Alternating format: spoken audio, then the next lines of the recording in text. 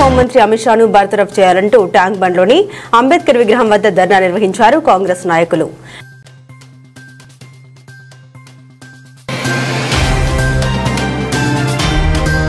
డెబ్బై 6 లక్షల పార్టీ సభ్యత్వాల నమోదులో దేశంలోనే చరిత్ర సృష్టించాం అని హర్షం వ్యక్తం చేసిన ఏపీ సీఎం చంద్రబాబు.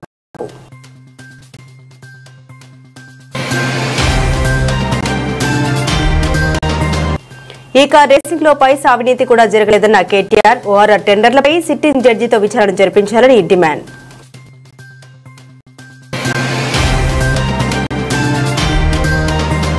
కుప్పంలో 2వ రోజు కొనసాగుతున్న నారా భువనేశ్వరి పర్యటన. పేదలందరికీ ఇల్లు, ఎడ్యుకేషనల్ హబ్ గా కుప్పంని అభివృద్ధి చేస్తామని హామీ.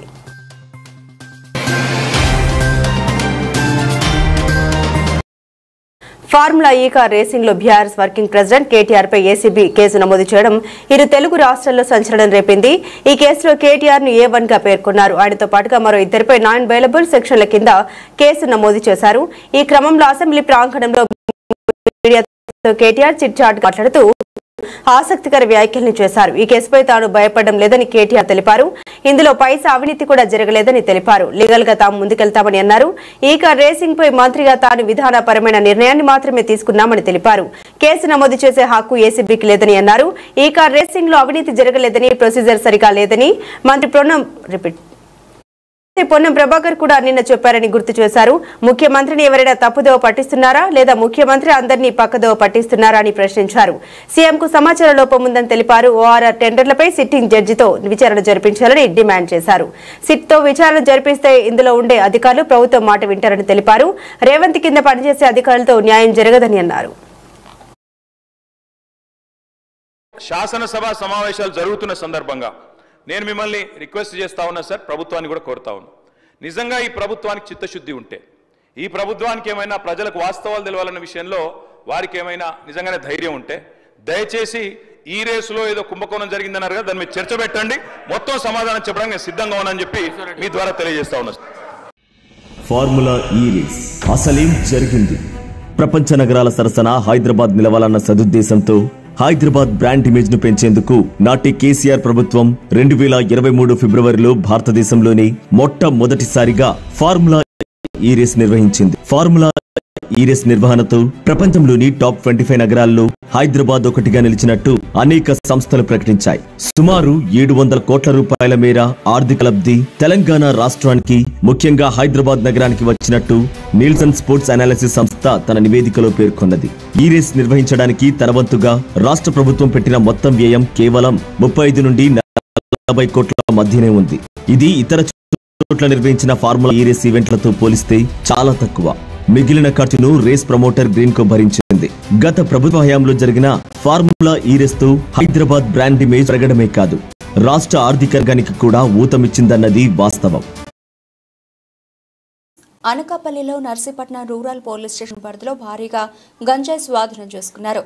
గొలుగొండ మరియు కేడీపేట పోలీసుల డైనమిక్ వెహికల్ చెకింగ్ లో మధ్యప్రదేశ్ మరియు ఆంధ్ర ఒరిస్సా బార్డర్లో ఒరిస్సా రాష్ట్రాలకు చెందిన ఇద్దరు వ్యక్తుల నుండి 450 కేజీల గంజాయి అక్రమంగా అశోక్ లేలాండ్ గూడ్స్ వ్యాన్ అదుపులోకి తీసుకున్న నర్సీపట్నం పోలీసులు Andhra Orissa border Chitrakonda area water falls పరిసర ప్రాంతాల్లో గంజాయిని సేకరించి దాన్ని గూడ్స్ వ్యాన్ పై భాగంలో ఐరన్ మెస్ ఏర్పాటు చేసి ఎవరికి అనుమానం రాకుండా వాటిని టార్పన్లతో కప్పి ఆంధ్ర ఒడిశా బార్డర్ దారకొండ రంపుల ఘాట్ రోడ్డు మీదుగా విశాఖపట్నం తరలిస్తుండగా గొలుగొండ మండలంలో చిన్నైపాలెం ఫారెస్ట్ ఏరియా గ్రామ శివారు వద్ద నర్సీపట్నం రూరల్ సిఐ రేవతమ్మ ఆధ్వర్యంలో గొలుగొండ కేడీపేట ఎస్ఐల మరియు సదరు 2 పోలీస్ స్టేషన్లలోని సిబ్బంది పాల్గొని ముద్దాయిలను అరెస్ట్ చేశారు.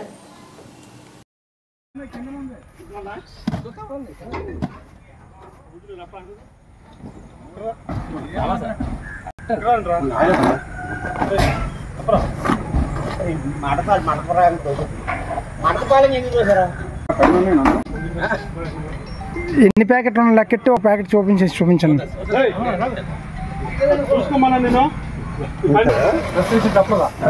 కాబట్టి అంత మా డౌట్ వచ్చిందని చెప్తాను కదా. మరి ఒకసారి ఫోటో వీడియో తీయాలి. అక్కడండి కంటిన్యూ చేయండి. అంటే రన్ అవుతుంది వీడియో రన్ అవుతుంది. Okay sir, okay.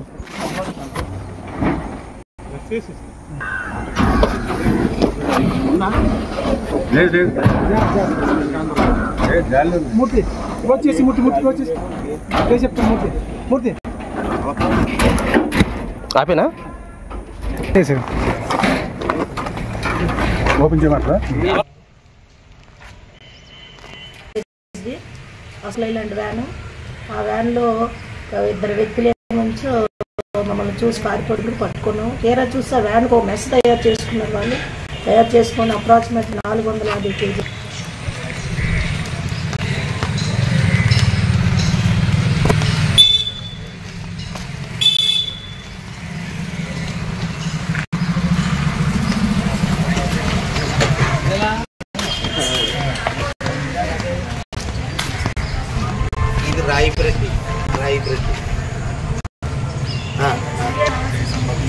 అందరికీ నమస్కారాలండి. ఇంకా దీనిలో భాగంగా ఇంకెంతమంది ఉన్నారో ఈ సాంకేతిక సిడిఆర్ అనాలిసిస్ ప్రకారం మిగతా వాళ్ళని కూడా మేము అరెస్ట్ చేస్తామండి.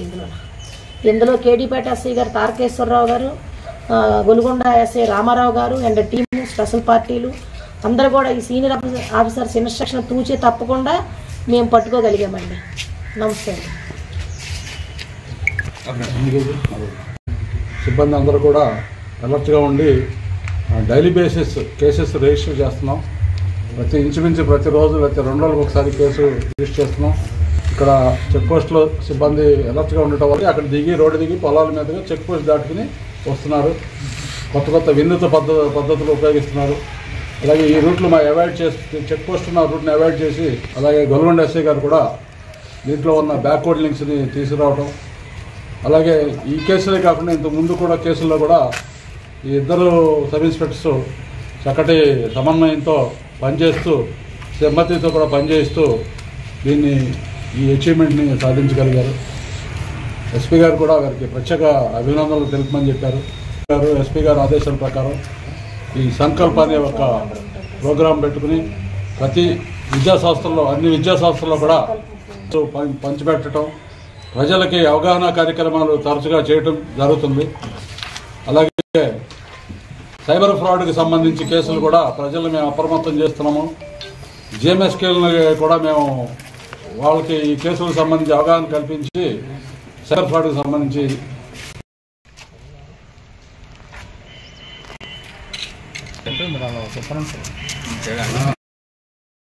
అనకాపల్లి ధాన్యం కొనుగోలు కేంద్రం ప్రారంభోత్సవంలో ఏపీ శాసనసభ స్పీకర్ చింతకాల అయ్యన పాత్రుడు సంచలన వ్యాఖ్యలు చేశారు. రాష్ట్ర వ్యాప్తంగా గత 3 రోజులుగా దొంగ పెన్షన్లపై దృష్టి పెట్టిన ఏపీ ప్రభుత్వం రాష్ట్రంలో 3,20,000 మంది దొంగ పెన్షన్లు తీసుకుంటున్నారని తేలింది. తప్పుడు వయసు ధృవీకరణ పత్రాలు సృష్టించి దొంగ పెన్షన్లు తీసుకుంటున్నారని బట్టబయలు. ప్రతి నెల మనిషి ఒకరికి పెన్షన్ రూపంలో 4,000 రూపాయలకు మంజూరు చేస్తున్నారు. దొంగ పెన్షన్ల కారణంగా నెలకు పెన్షన్ల రూపంలో 120 కోట్ల రూపాయలు ప్రభుత్వానికి నష్టం చేకూరుతోంది. సంవత్సరానికి 1,440 కోట్లు, 5 సంవత్సరాలకు 7,200 కోట్ల రూపాయలు ప్రభుత్వానికి నష్టం. ఇదే సొమ్ముతో 3 తాండవ రిజర్వేషన్లు నిర్మించుకోవచ్చు. దొంగ పెన్షన్ తీసుకుంటున్న వారందరూ దొంగలే అని అంటున్న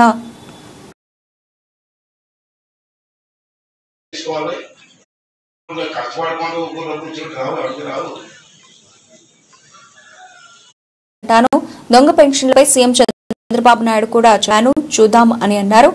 ఇక్కడ చెప్పొచ్చో లేదో అంటూనే ఎవరేమనుకున్నా లెక్క చేయనంటూ తన పాత తరహా పందాలోనే తన స్టైలే వేరు అంటూ ప్రసంగించిన స్పీకర్ అయ్యన పాత్రుడు అనకాపల్లి జిల్లా నాదవరం మండలం మరిపన్ గ్రామంలో ధాన్యం కొనుగోలు కేంద్రం ప్రారంభించిన స్పీకర్ అయ్యన పాత్రుడు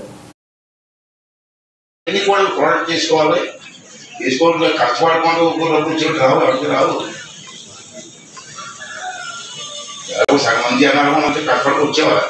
కూర్చొని తింటూ ఉన్నారు, డబ్బులు ఇచ్చేస్తూ ఉన్నారు. చెప్పొచ్చు చెప్పకూడదు మాట చెప్తాను. మీరు ఏమంటారు అనుకోండి, మంత్రి అనుకోండి, నేను నచ్చేది అమ్మాయి నా స్టైలే లేవు. చంద్రబాబు గారు పెన్షన్ ఇస్తున్నారు, మనిషి 4,000 రూపాయలు ఇస్తున్నారా? 3 రోజుల క్రితం రాష్ట్రం అంతా ఎంక్వైరీ చేస్తే తప్పుడు వయసు చేసుకొని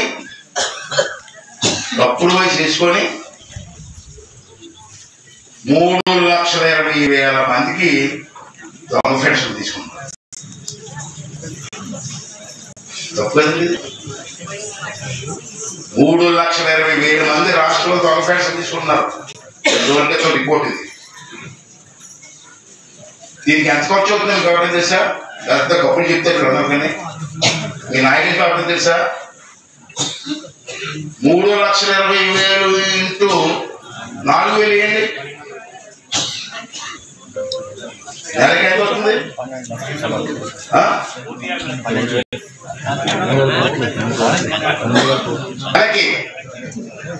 నెలకి ఈ తప్పుడు పెన్షన్ తీసుకున్న వాళ్ళకి దొంగ పెన్షన్ అండి, దొంగ పెన్షన్ అంటారు. దొంగతనం తీసుకుని దొంగ అనేది ఏమంటావే?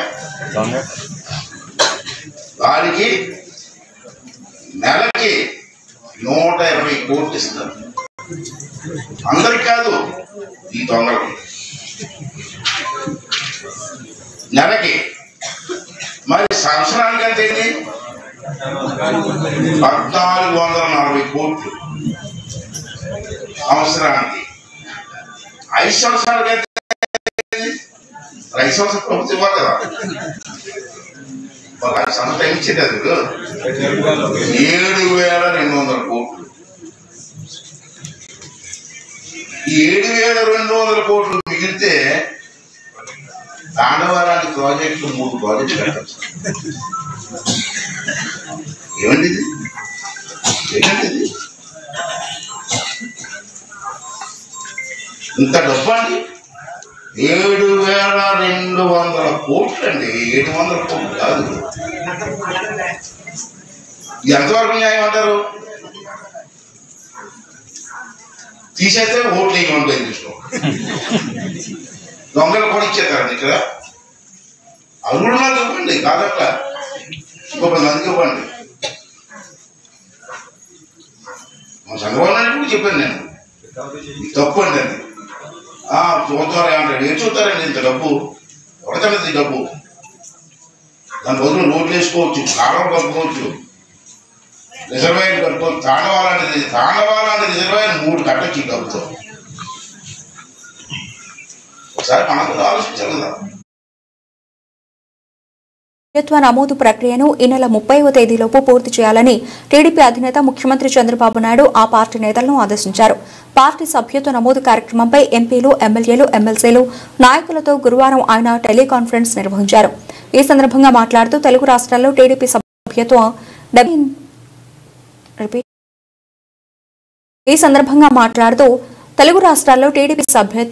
76,89,103 మంది తీసుకున్నారని చెప్పారు. సభ్యత్వం తీసుకున్న వారికి జనవరి నుంచి బీమా అమలవుతుందన్నారు. దేశంలోనే చరిత్ర సృష్టించామని, ప్రతి 4గురిలో ఒకరు పార్టీ సభ్యులుగా చేరాలనుకుంటున్నారని తెలిపారు. 685 మంది శాశ్వత సభ్యత్వం తీసుకున్నారని తెలిపారు. మెజారిటీ ప్రభుత్వ నామినేటెడ్ పదవులను ఇప్పటికే భర్తీ చేశామని, మిగిలిన వాటిని త్వరలో భర్తీ చేస్తామన్నారు. అందరి అభిప్రాయాలు తీసుకోవడంతో పాటు మెరిట్ ప్రకారం రాష్ట్ర, జిల్లా, నియోజకవర్గ స్థాయిలో పదవులు కేటాయిస్తున్నామని పేర్కొన్నారు. నీరు చెట్టు కింద పనుల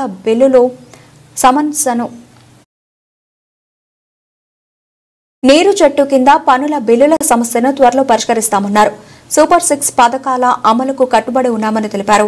6 నెలల కాలంలో అనేక సవాళ్లు, అవరోధాలు ఉన్నా మంచి ఫలితాలు సాధించామన్నారు.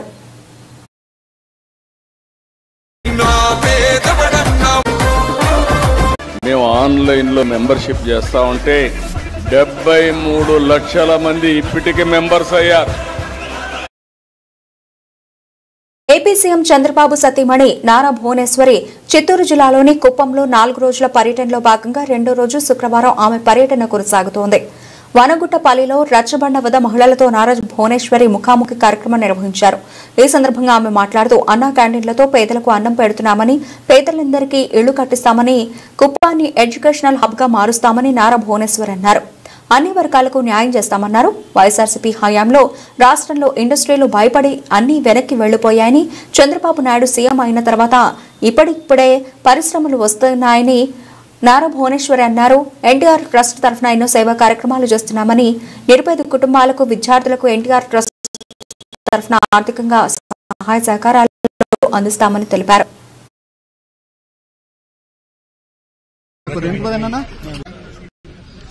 ఎన్టీఆర్ ట్రస్ట్ కింద న్యూట్రిఫుల్ యాప్ అంటే ఇది ఒక ఆరోగ్యం కోసం డెవలప్ చేసిన యాప్. దీంట్లో డయాబెటీస్ కానీ బీపీ కానీ టు లూజ్ వెయిట్ ఏదైనా ఉన్నా ఈ యాప్ ద్వారా మీరు లాగిన్ అవ్వచ్చు.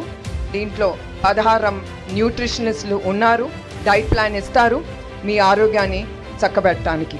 డిజాస్టర్ రిలీఫ్ అండ్ రెస్పాన్స్ ద్వారా ఎప్పుడు అవసరమో, ఎప్పుడు వరదలు వచ్చినా ఎప్పుడు ఎన్టీఆర్ ట్రస్ట్ చాలాసార్లు గవర్నమెంట్ రాకంటే ముందల మా ట్రస్ట్ నిలబడింది ప్రజల కోసం. తద్వారా 21 లక్షల మంది దీని ద్వారా బెనిఫిట్ అయ్యారు.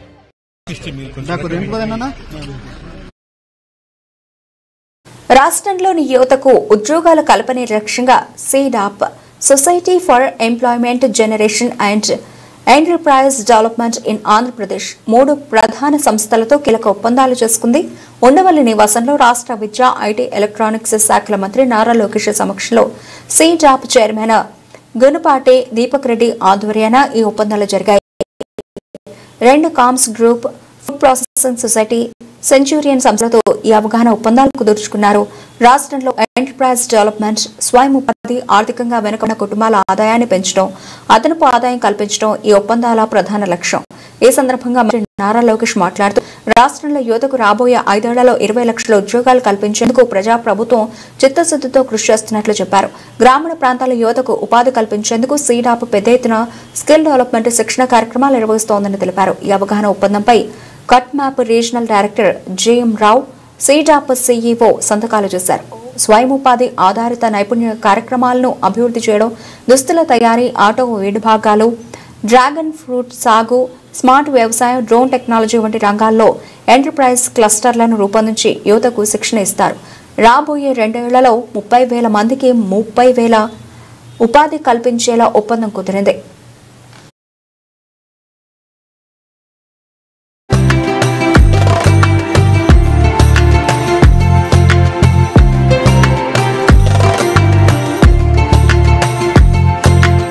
ఎన్టీఆర్ వైద్య సేవలు ప్రారంభించిన నారా భువనేశ్వరి కుప్పం పట్టణంలోని బీఆర్డీ మల్టీ స్పెషల్ హాస్పిటల్ నందు ముఖ్యమంత్రి సతీమణి నారా భువనేశ్వరి చేతుల మీదుగా ఎన్టీఆర్ వైద్య సేవలను ప్రారంభించారు.